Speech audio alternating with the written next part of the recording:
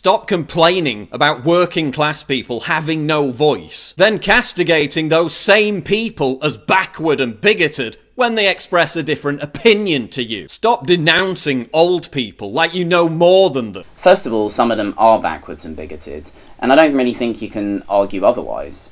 Now, the idea that somehow we're insulting the working class as part of some insane double standard is again wrong. It's actually driven by genuine concern for what the consequences of Brexit will be for the working class. I mean, I'd like to make it clear at this point, I'm no particular fan of the EU. For many different reasons, there's a lot of reasons to dislike it. But look at what's happened since we've left. Has the government got better or has it got worse for working class people? Big fear is that they're going to start making up things about not having enough money from the EU, etc., as an excuse to cut more services. That's very likely that it will actually make things worse for those people. And that's been the genuine concern. The same is true over the NHS. There's genuine concern as to what could happen when now we've handed over more power into the hands of this government. What could happen now that we're out of the EU? This is the problem. So it's not looking down on working class people. It's just more, I think it's out of concern, because maybe they didn't actually understand it, and maybe we should be concerned about what would happen next. This is the generation that fought and died for your freedom to vote in the first place. Imagine if you fought in World War II, saved this country from fascism, and then contributed to British society for the next 70 years, only to have some 18-year-old punk tell you that you shouldn't be allowed to vote. Of course I have respect for veterans. I mean, my fucking granddad was like, what, 7? During World War II, and he saw his best friend like fucking blown up by Nazis. Do you think we don't know what happened during World War II, or that we shouldn't have respect for people who fought during it? I have a lot of respect for people who fight genuinely for freedom. This assault again, old people shouldn't be allowed to vote. How stupid can you be to say that? I don't know how many people have actually said it. I suspect obviously some will have done. It's been a bit of a clusterfuck, the whole thing. But really, who says stupid shit like that? 18-year-old punks, apparently. Fine. I mean, Paul. Paul kind of looks, he looks like he might be a bit of a punk himself, doesn't he? With his rebellious haircut and his anti-authoritarian attitude. These people built our country, but they're robbing you of such a bright future by deciding to take Britain out of the EU, because those European Union unemployment figures are really impressive, right? 37% youth unemployment in Italy, 45% youth unemployment in Spain, 50% youth unemployment in Greece. Now, I'm not going to go into the full EU thing here, but here's the thing. The Eurozone is different from the European Union. How many times am I've actually lost track of the amount of times I've had to explain this to people. Fucking since the vote ended, the Eurozone is where they have the euro. So obviously we're not in it. But the whole thing is underpinned by neoliberalism, and therefore, as an institution, you should expect high levels of youth unemployment and decrease in living standards for the majority. In this country, it's not that different. Neoliberalism underpins our financial policies, and the same results are to be expected. Unless you change the underpinning neoliberalist policies that cause this kind of debt and decrease in living standards, then nothing much will fucking change, whether in or out of the EU. Now you're wearing safety pins to prove you're not racist, while carrying signs that say white people need to die. I really don't buy any of this. Just look at that fucking sign. Does that look genuine to you?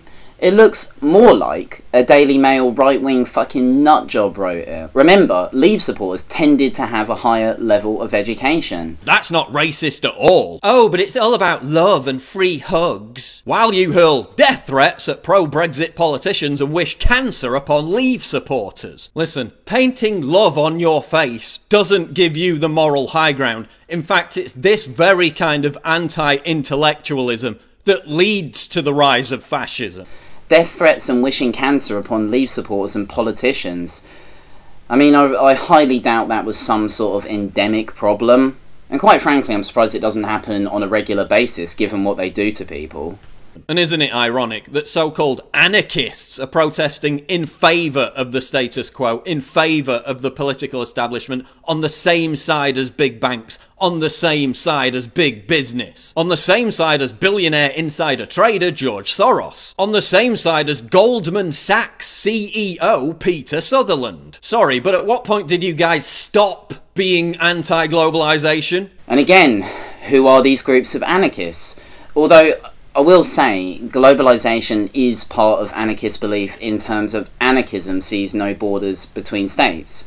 So globalisation is more than just shitty economic policy. Obviously, when it is linked to neoliberalism, it is wrong and awful. But it doesn't have to be some fucking corporate whorefest. But seriously, what do you expect from Generation Snowflake? Self-entitled, spoiled, immature, me brats who are so buried in their cell phones and social media virtue signalling ghettos. I mean, how nasty can you be? Generation Snowflake, self-entitled and spoiled. What are we entitled to? That's something that nobody seems to be able to answer. Can anybody tell me why it's wrong to feel entitled anyway? Is it wrong to feel entitled to clean water or clean air? What entitlement is he actually talking about? Some of the most entitled people I've ever met are actually older, and a lot of them say the opposite about young people. They say we should be more angry, more active, because when they were younger, they went to uni for free and bought a house no problem, got a car, went on holiday, had secure employment, and the list goes on. They actually get angry because our generation seems so passive and inactive. The reality is my generation, I think, have incredibly low standards, and instead of expecting things like decent employment and pay and opportunities, and instead of fighting for things that actually matter, have instead resigned themselves all too often to just pointless fucking gadgets. Things, you know, things like phones and apps. And really, it's just giving you some sort of purpose to feel like you have a reason to exist. It stops you from focusing on the broader problems. We have not recovered from the financial collapse of 2008.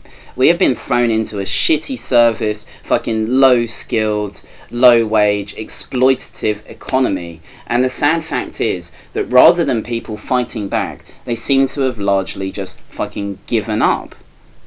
They can't even comprehend the notion of someone having a different opinion to them. I personally welcome different opinions. I wouldn't want to censor them necessarily, even when they're offensive, just because it makes the world a bit more interesting. Now, it's not a problem to me if somebody has a different opinion, but it must make sense. Brexit hasn't really offered a genuine solution to the problem faced by the majority. It never did, and it never will. This is the problem with it. They preach love and tolerance all day, while being completely intolerant of anyone who questions their screeching dogma. They think they're fighting the system, while actually doing the bidding of the political class. Listen up, butthurt millennials. Get off Facebook, get off Twitter, go outside, have a breath of fresh air, and stop being used as pawns for the subversion of British democracy. No, Paul. You're doing the bidding of the political class. Because the political class want you to focus on division between people. Because when people are unified, it makes them harder to defeat for the political class. That's why this kind of bullshit really fucking annoys me. This is exactly what they want you to do. To focus on hatred based on fucking stereotypes and fucking distortion. Because then you don't have to focus on the real fucking problems. Then people might actually get unified and see what they have in common with each other, instead of all this arbitrary bullshit fucking division. I don't believe that people voted to be malicious or small-minded, apart from maybe a few did. I'm sure that old people didn't go into the voting booth and say, "Fuck young people, I'm voting for Leave." I mean, it just doesn't make any sense. I'm sure that most people have voted for what they think is right. But the problem is, older people do have different sources of information. They tend to get their information from traditional media, which is often full of distortion and lies. I haven't grown up like that. My generation, millennials, we just haven't. I mean, if I read a story about how immigration is this massive drain or threat to the NHS, I can look at the stats online. and find out for myself. And if it turns out that it isn't the biggest cost to the NHS and it's not really that great a threat, then it's not a big concern to me at that point. Interestingly, what turns out to be the biggest cost to the NHS is in fact the ageing population. I mean, 2/5 of the overall budget are actually spent on it. Same is true of welfare spending, the majority of which goes on older people, not fucking immigrants. We can find out whether or not we face a huge crisis in the NHS with regards to spending or not. And it turns out we don't. Same is true of welfare. Kinds of things you can find out for yourself just by going online and looking at official government data. But older people are probably less likely to do that. They're probably less likely to access the internet, and they're probably less likely to access it for this purpose. Now, just to clarify, I'm not saying that we shouldn't spend on older people. I think we should actually spend far more to help them. Young people cannot win in this argument. Have you noticed that? One minute it's all stop whining and complaining on social media, and then on the other hand, when people go out and fucking protest and actually do something, they say stop, shut the fuck up, put your phone down, shut the fuck up, don't have an opinion, go outside where you're not allowed to protest, and take a breath of fresh air. In other words, grin and fucking bear it. So who's the authoritarian here then, Paul? We grew up in an environment that is inherently more globalised. We can see shit from all over the fucking world in an instant now, and find stuff out in a fucking instant, and be in contact with people from all across the world. I mean, older people tend not to do that. And this means that younger people do see more unity in the world as a whole. That's how we fucking grew up. But it doesn't mean the EU actually represents that. However, it can be interpreted by some people, younger people perhaps, or just thick people from Generation Snowflake, that that's what it means. All in all, I think Generation Snowflake may be a little bit whingy. But if you're whining about the right things, is that really a problem? The thing is, this kind of millennial bashing bollocks isn't going anywhere. I'm just fucking sick of it. I mean, prepare to hear more and more things like this in the future. For now though, until next time, as usual, fuck 'em.